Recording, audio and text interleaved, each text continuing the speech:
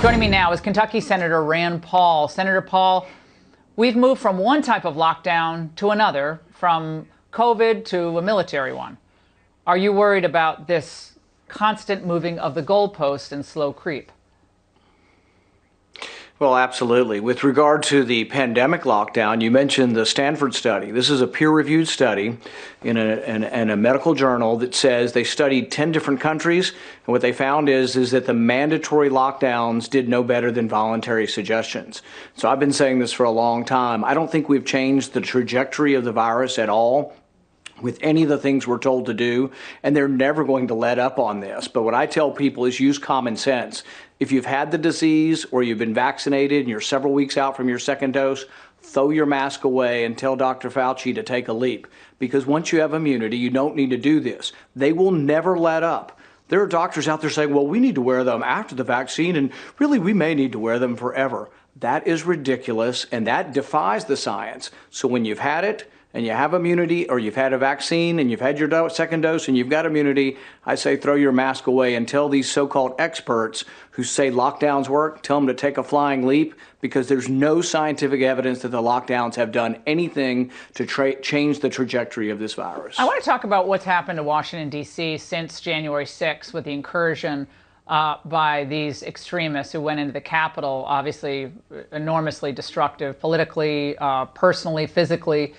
Lives lost.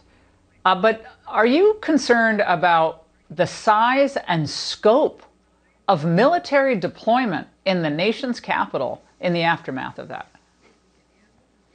Well, the thing is, Laura, you know government, they either underreact or overreact. So I think there's too little security, obviously, last week, and now we're going to become a militarized zone, and, you know, they're checking congressmen as they come in to see if they have a sharp pencil or a sharp pen. So it's gotten ridiculous. And so we'll see what happens and whether it's permanent.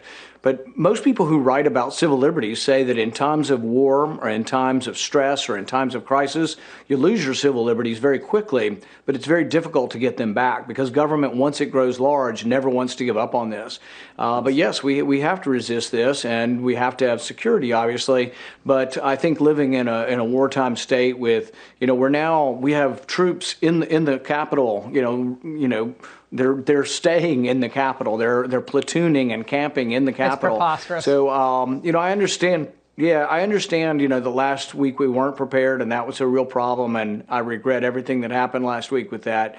But going forward this week, I think there's a danger of overreacting, and, you know, they say they are going to have this sort of virtual inauguration, so I've informed them I'm sending my hologram. My hologram's going to be there. If the hologram doesn't have a spot, I may send a cardboard cutout, but if it's going to be virtual, I think I can go virtual, yeah. You know. So. Well, here's what Pelosi said about this military-style encampment in D.C.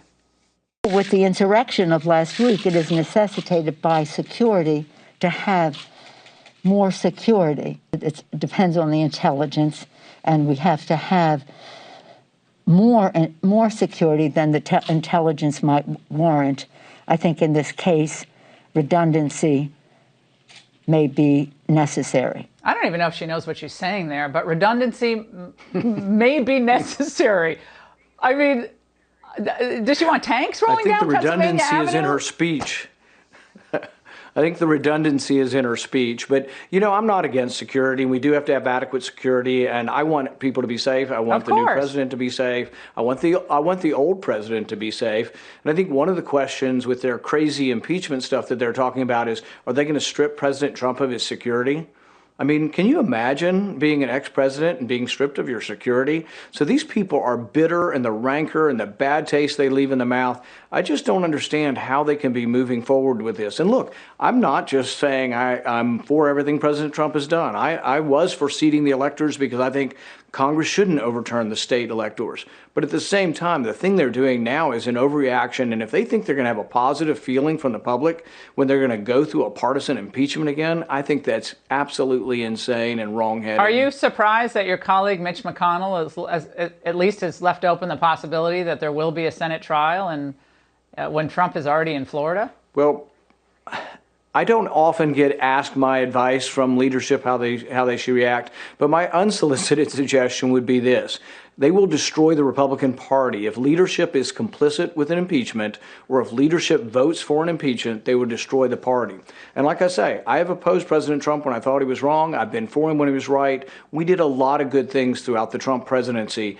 And impeachment is purely a partisan thing. It's for these moral, oh, I'm so much better than you and you're a bad person because I'm so moral. These are the kind of people that are going to do this.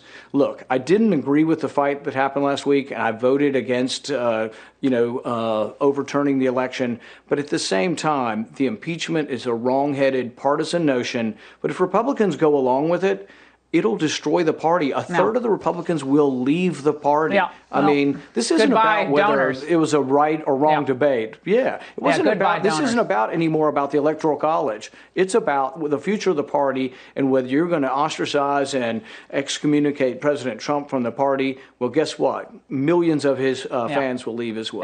American voters who supported President Trump will feel that they've been impeached and called a white supremacist too. Senator, thanks for what you're doing to protect civil liberties. We hope you stay on it.